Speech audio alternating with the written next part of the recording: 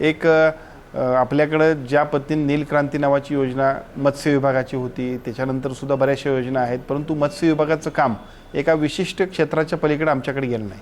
राधानगरी तालुका असेल, भुदरगड तालुका असेल, आजरा तालुका असेल, चंदगड तालुका असेल, गडिंग्लज तालुका असेल, या ठिकाणी गोड्या पाण्यातील मत्स्य व्यवसायाचा खूप चांगल्या पद्धतीच्या संधी आहे.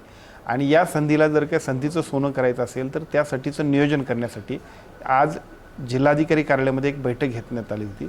या बैठकीमध्ये डिलॉइट कंपनी जी आहे की ज्यांचं राज्यभर आणि देशभरामध्ये सुद्धा खूप चांगल्या पद्धतीचं नाव आहे, त्या कंपनीनं आज प्रेझेंटेशन केलं आणि साधारणतः पहिल्या टप्प्यात राधानगरी तालुक्यामध्ये 1000 ते 1500 लोकांना रोजगार मिळेल अशा पद्धतीची मत्स्य शेती करण्यामध्ये त्यांनी खूप चांगल्या पद्धतीनं प्रेझेंटेशन केलं.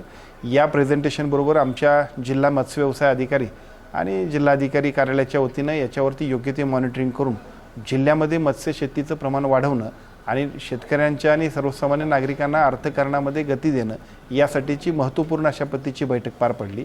या बैठकीमध्ये गतिमान पद्धतीने या संपूर्ण प्रेझेंटेशनप्रमाणे प्रोजेक्ट सादर करणं आणि प्रोजेक्ट सादर झाल्यानंतर त्याच्यावरती ॲक्शन टेकन रिपोर्टसुद्धा फास्ट घेण्यासाठी सर्व यंत्रणांना आपण सूचना दिलेत. आणि त्याचा फायदा निश्चितपणानं कोल्हापूर हे कृषी क्षेत्रात पुढं आहे, कोल्हापूर हे दुग्ध व्यवसायात पुढं आहे, तसंच मत्स्य शेतीमध्ये सुद्धा कोल्हापूर पुढे जाईल अशा पद्धतीचा आजच्या बैठकीचा एक उद्देश सफल होईल अशा पद्धतीचा आमचा प्रयत्न आहे.